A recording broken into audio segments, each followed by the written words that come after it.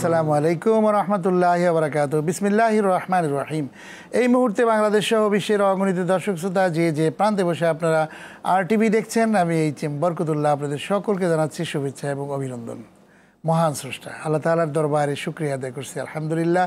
বিশ্বনবী জনাব মুহাম্মদ রাসূলুল্লাহ সাল্লাল্লাহু আলাইহি ওয়াসাল্লামের প্রতি দরুদ এবং সালাম প্রেরণ করেই শুরু করছি আজকের পরিবেশনা। প্রিয় দর্শক, আপনারা দেখছেন BRB নিবেদিত Islami Jibon, powered by BRB hospitals limited. আমরা আজকেও হাজির হয়েছি অত্যন্ত চমৎকার বিষয় নিয়ে। আমরা ইসলামী জীবনে আয়োজনে আমরা প্রতিদিনই ধারাবাহিকভাবে আপনাদের সামনে চমৎকার এবং গুরুত্বপূর্ণ বিষয় নিয়ে আলোকপাত করবার চেষ্টা করি। আজকেও ইনশাআল্লাহ আমরা হাজির হয়েছি অত্যন্ত গুরুত্বপূর্ণ বিভিন্ন বিষয় নিয়ে কথা বলবো ইনশাআল্লাহ। আজকে আমাদের মাঝে অতিথি হিসেবে অংশগ্রহণ করেছেন বিশিষ্ট স্কলার, গবেষক এবং সাংবাদিক AKM রফিকুন নবী, চেয়ারম্যান সাপ্তাহিক সোনার বাংলা। আসসালামু আলাইকুম রহমতুল্লাহ। আপনাকে স্বাগত জানাচ্ছি আমাদের আজকের আয়োজনে। Thank you. প্রিয় দর্শক শ্রোতা, পবিত্র রমজানুল মুবারকের গুরুত্বপূর্ণ এই সময় আমাদের মাঝে অতিবাহিত হয়ে যাচ্ছে। আমরা রহমত, মাগফিরাত এবং তাকওয়া নিয়ে আল্লাহর দরবারে উপস্থিত হতে চাই। এজন্যই রমজান আমাদেরকে দান করেছেন এবং মহাগ্রন্থ আল কোরআন নাজিলের মাধ্যমে আল্লাহ রাব্বুল আলামিন আমাদের জন্য একেবারে জীবনের সবচেয়ে বড় কল্যাণ আমাদের জন্য দান করেছেন। এবং কোন পথে মানুষের কল্যাণ এবং কোন পথে মানুষের অকল্যাণ এ বিষয়টি স্পষ্টভাবে জানিয়ে দেয় মহাগ্রন্থ আল কোরআন। এজন্যই প্রতিদিন আমাদের রমজানের শিক্ষা এবং তাৎপর্য নিয়ে গবেষণা, চিন্তা এবং আলোচনা করা দরকার। যেই রমজান, আল্লাহ রাব্বুল আলামিন কিন্তু রমজানের মাধ্যমে কোরআন নাজিল করেছেন। কোরআন নাজিলের মাধ্যমে মানুষের ভাগ্যের পরিবর্তন ঘটাতে চান। আমরা কিন্তু চেঞ্জ হতে চাই, আমাদের জীবনকে পরিবর্তন করতে চাই, সেটি কোরআনের মাধ্যমেই সম্ভব। এবং রমজানের মধ্যে আল্লাহ রাব্বুল আলামিন যে কল্যাণ রেখেছেন সেটি কিন্তু ঘোষণাই দিয়েছেন যে ওয়াং তাসুমু খায়রুল লাকুম ইন কুনতুম তা'লামুন। এই সিয়াম তোমাদের জন্য অনেক কল্যাণকর যদি তোমরা জানতে। আমরা কিন্তু আসলে অনেক কিছু জানি না, এর ভিতরে কি রয়েছে, এর মধ্যে রহস্য কী। সুতরাং আমাদের মাঝে যে মেহমান রয়েছেন তার মাধ্যমে আমরা জানবো, যে আপনার মাধ্যমে আজকে জানতে চাই পবিত্র রমজান মাসের প্রতিদিন আমরা কিন্তু এ খায়ের এবং বারাকা আমরা হাসিল করতে চাই। এই রমজান পার হয়ে গেলে কিন্তু আর সেটা আমরা পাবো না। আল্লাহ রাসূল সাল্লাল্লাহু আলাইহি ওয়াসাল্লাম বলছেন যে সেই ব্যক্তি হচ্ছে হতভাগ্য যে রমজান পেল অথচ এই রমজানে নিজের গুনাহকে মাফ করিয়ে নিতে পারলো না, তার চেয়ে হতভাগ্য কিন্তু আর কেউ নাই। এভাবে রাসূল সাল্লাল্লাহু আলাইহি ওয়াসাল্লাম কিন্তু বলেছেন। তো সব মিলে সেটির আলোকে আমাদের প্রতিদিনের রমজানের যে কিছু কর্মকাণ্ডের মাধ্যমে আমাদের জীবন পরিবর্তন করতে পারি, যে সে বিষয় নিয়ে আপনি আলোকপাত করেন। আল্লাহর শ্রেষ্ঠ মাস রমাদান মাস। আমরা এই মাসে এত আল্লাহ বরকত দিয়েছেন যে সমস্ত শয়তান বাধা পড়ে আছে, সমস্ত ভালো কাজ আমাদের সামনে আছে। আমাদের প্রত্যেকটা ভালো কাজের সওয়াব 10 গুণ, 700 গুণ, এবং রমজানের জন্য বলা হয়েছে যে এর কোনো হিসাব নাই, হিসাব ছাড়া আল্লাহ দেবেন।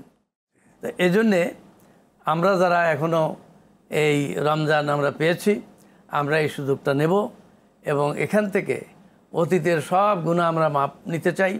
আগামীতে যাতে আমরা ভালো কাজ করতে চাই সেই ব্যাপারে আমাদের উদ্যোগ নেওয়া দরকার। আমাদের আরবি মাস কিন্তু শুরু হয় মাগরিব টু মাগরিব। যখন সূর্য ডুবে যায়, নতুন চাঁদ ওঠে, তখন আপনার দিন শুরু হয়ে যায়। আর আমাদের যে রোজার দিন শুরু হয় আমাদের সেহরি খাওয়া দিয়ে। একটা বড় নিয়ামত সেহরি খাওয়া। এই সেহরি খেতে ওঠার সময় যদি আমরা একটু আধা ঘন্টা আগে উঠি তাহলে কিন্তু আমরা তাহাজ্জুদ নামাজটা পড়তে পারি। একমাত্র তাহাজ্জুদ নামাজের ব্যাপারেই মহান আল্লাহ তাআলা সূরা মুজ্জাম্মেলে ডিটেইলস বলেছেন এবং তিনি বলেছেন যে আমি শেষ রাত্রে আমি সপ্তম আকাশের থেকে নিচে নেমে আসি, তোমরা কি চাও সব দিয়ে দেব, যা চাও। তো এই অফার যদি আমরা গ্রহণ না করি তা আমরা কোথায় যাব? এই জন্য আমি আবেদন জানাইতে চাই RTVর মাধ্যমে দেশ এবং সারা দুনিয়ার লোকদেরকে, আসুন যে কয়টা দিন আমাদের সামনে আছে এই কয়টা দিন প্রতিটা মুহূর্ত আমরা কাজে লাগাবো। ঘরে বাইরে, আলোচনায়, অফিস আদালতে, সর্বক্ষেত্রে আমরা রমজানকে সামনে রেখেই আল্লাহকে হাজির নাজির জানিয়ে আমরা কথা বলবো। আমাদের সব সময় আমরা বলতে থাকবো সুবহানাল্লাহ, আলহামদুলিল্লাহ, আল্লাহু আকবার, লা ইলাহা ইল্লাল্লাহ, আমরা বলতে থাকবো। আমাদের সময়টাকে যে কোনো সময় যেন আমাদের অকাজে না লাগে, কাজে লাগাতে হবে। জি জি জি। এবং সালামের বিনিময় আল্লাহ নবী মুহাম্মদ সাল্লাল্লাহু আলাইহি ওয়াসাল্লাম নবীর মানে তোমরা সালাম কায়েম করো, সালামের প্রচলন করো, সালামের প্রচলন করো। জি জি। এবং সালামটা হবে যে ঘরের থেকে শুরু হবে। আপনি বাসায় গেলেন, সেখানে সালাম দিয়ে ঢোকেন, সে ছোট হোক আর বড় হোক, তারাও আপনাকে সালাম দিবে। এবং সালামের ব্যাপারে তো আল্লাহ নবী বলেছেন যে 100 ভাগের 90 ভাগ হলো যে সালাম দেয় তার। তাহলে কেন আপনি সালাম দিবেন না? সালামের প্রচলন আমাদের করতে হবে। তাহলে সমাজটাকে আমরা চেঞ্জ করতে চাই, সমাজকে আল্লাহ মুখী করতে চাই আমরা। এবং এতে দুনিয়া শান্তি হবে, আখেরাতে আমাদের মুক্তি হবে।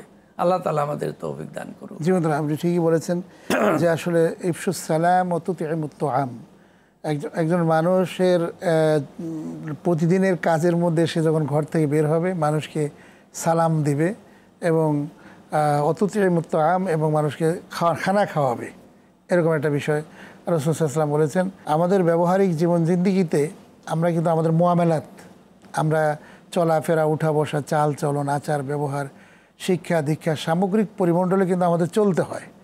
আমাদের নৈতিকতা অনেক সময় মনে করা হয় যে নিজের অভ্যন্তরে যে নৈতিকতা এটাই আসল নৈতিকতা। আসলে নৈতিকতা কিন্তু এর আসল রূপ না। আসল রূপ হচ্ছে আমি মুখ এবং কথা এবং কাজ এবং ব্যবহারিক মুআমালাত দিয়ে মানুষের সাথে ভালো ব্যবহার করা, এটি তো কিন্তু একটা অন্যতম দিক। যেহেতু রমজান মাস আমরা পেয়েছি, এই রমজানকে কখনোই আমরা আসলে ঠিকভাবে কাজে লাগাতে পারবো না যদি আমাদের মুখের ব্যবহারটা মানুষের সাথে ভালো না হয়, আমাদের আচরণিক দিকটা আমাদের ঠিক না হয়। এই ব্যাপারে আপনি কি বলবেন যে আসলে আমরা এ ব্যাপারে আমরা একে অপরের সাথে কীভাবে সম্পর্ক বিল্ড আপ করতে পারি? না, আপনি দেখেন, এই যে আমরা বললাম সালাম, সালাম মানে কি? যে আপনার মঙ্গল হোক, ভালো হোক, এই দিয়ে শুরু হলো। অতএব আপনার সাথে কিন্তু আমার মুআমালাত শুরু হয়ে গেল, আন্ডারস্ট্যান্ডিং শুরু হয়ে গেল। জি জি। এরপরে আপনি খোঁজখবর নেন, ওনার ভালো মন্দ, ওনার সুবিধা অসুবিধা, ওনার চলার পথ, আপনিও আপনার কথা বলেন। এভাবে আপনার নিজের ঘরকে ঠিক করেন, সমাজকে ঠিক করেন, রাষ্ট্রকে ঠিক করেন। এভাবে আমরা আমাদের ব্যবহারিক জীবনটাকে আমরা আল্লাহমুখী, একমুখী করতে চাই। আমরা যেন কোনো খারাপ চিন্তা, খারাপ কথা আমাদের মুখ দিয়ে যাতে না বের হয়। আপনি ঠিকই বলেছেন যে আমাদের খারাপ মনোবৃত্তি যেন সৃষ্টি না হয়, এটাই রমজানের কিন্তু অন্যতম একটি শিক্ষা। অন্যতম। আমরা আসবো ইনশাআল্লাহ, আবারও আমরা একটা বিরতি নেবার পরে ইনশাআল্লাহ। আপনারা দেখছেন বিআরবি নিবেদিত Islami Jibon, powered by BRB hospitals limited. অনুষ্ঠানটি RTV থেকে সম্প্রচারিত হচ্ছে। সময় হয়েছে ছোট্ট একটি বিরতির। এবার বিরতির পর আবারও ফিরে আসবো, ততক্ষণ আমাদের সঙ্গেই থাকুন।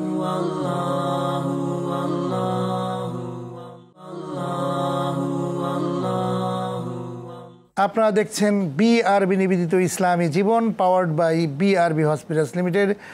বিরতির পর আবারও আমন্ত্রণ জানাচ্ছি আমাদের আজকের আয়োজনে। আমরা বিরতির পূর্বে অত্যন্ত জীবন ঘনিষ্ঠ একটি বিষয় নিয়ে আপনাদের সামনে আলোকপাত করছিলাম। আমাদের মাঝে আজকে যোগ দিয়েছেন AK রফিকুন নবী, চেয়ারম্যান সাপ্তাহিক সোনার বাংলা পত্রিকা।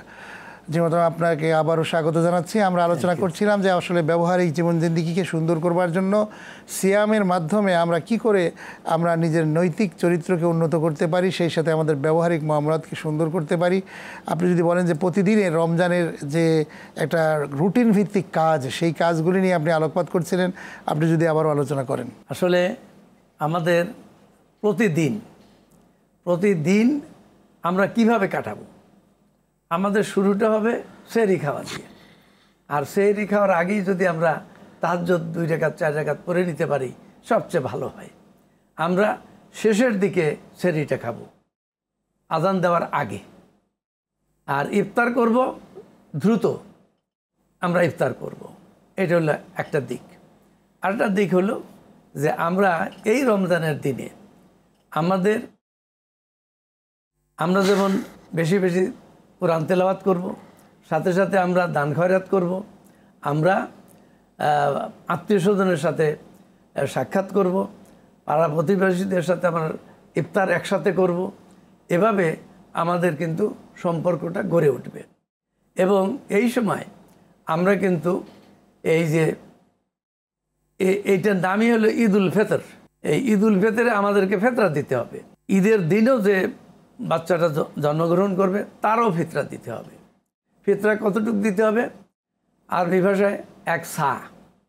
আমরা এখানে এভাবে বলতে চাই, একটু বেশি দিলেও হলেও আপনি যদি 3 কেজি চালের দাম দেন তাহলে কিন্তু ফিতরা আদায় হয়ে যাবে। এবং আল্লাহ নবী মুহাম্মদ সাল্লাল্লাহু আলাইহি ওয়াসাল্লাম বলেছেন যে তোমরা টাকার চেয়ে জিনিস দিয়ে ফিতরা আদায় করো।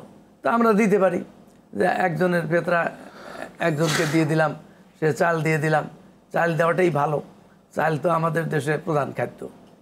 আর আমি যেটা আগেই বলতেছিলাম, সারাদিন কিভাবে কাটাবেন, আপনার এই সময়ে দেখবেন যে সব জায়গায় এই অফিস টাইম একটু কমায় দেওয়া হয়, এবং অফিসের সময়েও জোহরের নামাজটা তো অফিসেই পড়তে হয়, যদি একদম কাছে মসজিদ না হয়।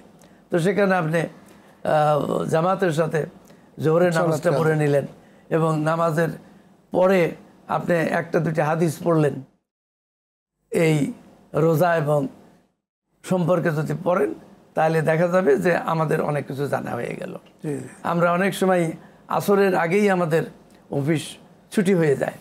যদি ছুটি হয়ে যায় তাহলে নেক্সট যেখানে যাবেন সেখানে যাতে আসরের নামাজটা জামাতে পড়তে পারেন সেই টার্গেট করে আপনাকে যেতে হবে অবশ্যই। এবং সেখানে জামাত পড়ে আপনার বাসায় গেলেন, সালাম দিয়ে বাসায় ঢুকলেন এবং খোঁজখবর নিলেন এবং ইফতারির জন্য আপনি প্রস্তুতি হলেন। আল্লাহ নবী মুহাম্মদ সাল্লাল্লাহু আলাইহি ওয়াসাল্লাম বলেছেন যে 2টা জায়গায় খুশির খবর, একটা হলো ইফতারের সময় আর একটা হলো আল্লাহর সাথে সাক্ষাতের সময়। তা আমরা দুনিয়াতে এটা পেয়ে যাচ্ছি যে ইফতারের সময় আমার অনেক কিছু দরকার নাই, কমপক্ষে একটা খেজুর খেয়ে হইলেও আপনি ইফতার করেন, খেজুর না পাইলে একটু পানি খেয়ে ইফতার করেন এবার সামনে। এবং আমাদের এখানে ভাজা পোড়া খাবার একটা বড় প্রবণতা আছে। এইটা কিন্তু আমাদের যত ত্যাগ করা দরকার, সবচেয়ে শরীরের জন্য ভালো। আমাদের এখন যেটা আপনি পেয়ারা পাবেন, আপনি কলা পাবেন, আপনি সবেদা পাবেন, বিভিন্ন ফল ফ্রুট, এবং আমি ব্যক্তিগতভাবে বলি যে ভাই বিদেশি ফল তুমি না খেয়ে আমার দেশি ফল খাও। দেশি ফল খাইলে আপনার দেশের আপনার উৎপাদন বেড়ে যাবে আর আপনার শরীরের জন্যও ভালো। এজন্য আমি আজকের এই প্রোগ্রামে আবেদন জানাইতে চাই, যারাই আপনারা শুনছেন দেখছেন তারা দেশি ফলের দিকে যদি নজর রাখেন তবে ভালো, অনেক ভালো হবে। অনেক ভালো। ঠিকই বলেছেন যে আসলে আল্লাহর যে নিয়ামত আমাদের দেশেও কিন্তু আল্লাহ তাআলা অপার করুণায় তিনি আমাদেরকে দান করেছেন, কিন্তু আমরা সেগুলোকে কিন্তু উৎপাদন সঠিকভাবে করতে পারছি না। সেগুলো যদি করতাম তাহলে কিন্তু বাইরের থেকে এত আমদানি আমাদের করতে হতো না। এবং আমাদের দেশে কিন্তু কমলা আছে, আমাদের দেশে আপনার অন্যান্য যত কলা তারপর অন্যান্য সামগ্রী কিন্তু অভাব আমাদের নেই এবং প্রচুর জন্য। এবং আল্লাহ রাব্বুল আলামিন আমাদের জন্য অনেক নিয়ামত কিন্তু বাড়িয়ে দিয়েছেন। আলহামদুলিল্লাহ, নিয়ামতের আলোচনা করলে কিন্তু শেষ করা যাবে না। আল্লাহ বলছেন এই জন্য শুকরিয়া তোমরা আদায় করো, লাইন শাকারতুম লাযিদান্নাকুম, তোমরা যদি আমার নিয়ামতের শুকরিয়া আদায় করো আমি নিয়ামতকে বাড়াই দেব। এবং আল্লাহ বলছেন যে তোমরা যদি নাশুকরি করো, ওয়ালা ইন কাফারতুম, যদি অস্বীকার করো, ইন্না আযাবি লাশাদীদ, তাহলে আজ আল্লাহর পক্ষ থেকে তোমাদের জন্য কঠিন শাস্তির ব্যবস্থা আছে। সেজন্য আপনি যে আলোচনাগুলো করেছেন যে আসলে আল্লাহর করুণা এবং মেহেরবানিতে আমাদের প্রতিদিনের কাজগুলো সঠিকভাবে আমরা যদি রমজানে করতে পারি তাহলে এবং ওই সময়ই দেখেন আপনার ইফতার করে আপনি মসজিদে চলে যান, জামাতে নামাজ পড়েন, বাসায় লোকদেরকে বলে যান যে তোমরা নামাজ পড়ো, আসলেন একটু বিশ্রাম নিলেন, এরপরেই কিন্তু এশার নামাজের আজান হয়ে যাবে। আজান হলেই পারলে 2 রাকাত নামাজ পড়ে আপনি মসজিদে চলে যান, সেখানে এশার নামাজ পড়েই কিন্তু তারাবি ব্যাপার একটা বড় ব্যাপার। তো তারাবি কোনো জায়গায় 8 রাকাত, কোনো জায়গায় 20 রাকাত। আমি কিন্তু এই কাবা ঘরে এবং আপনার মসজিদ নববীতেও আমি 20 রাকাতই নামাজ পড়েছি। তো এজন্যে আমাদের এই নামাজের ব্যাপারে আমাদের সতর্ক থাকা দরকার এবং আমাদের ছেলে নাতিপুতি এদেরকেও সাথে নিয়ে আপনি মসজিদে গেলে এইটা একটা। যে আপনাকে অনেক ধন্যবাদ জানাচ্ছি, অত্যন্ত চমৎকারভাবে আপনি আমাদের আজকের আয়োজনে রমজানের প্রতিদিনের আমাদের কিছু কাজকর্ম এবং রমজান যে আমাদের এখান থেকে যে কল্যাণ আমরা হাসিল করি সেই জিনিসগুলো আপনি আজকে আমাদের RTV-র এই আয়োজনে আপনি কথা বলেছেন, বক্তব্য দিয়েছেন, আপনাকে অনেক ধন্যবাদ জানাচ্ছি। আপনাকেও ধন্যবাদ জানাচ্ছি। প্রিয় দর্শক শ্রোতা, আপনারা এতক্ষণ দেখলেন বিআরবি নিবেদিত Islami Jibon, powered by BRB hospitals limited. আজ এ পর্যন্তই, আবার দেখা হবে। আপনারা সবাই ভালো থাকুন, সুস্থ থাকুন। আল্লাহ হাফেজ। আসসালামু আলাইকুম ওয়া রাহমাতুল্লাহি ওয়া বারাকাতুহু।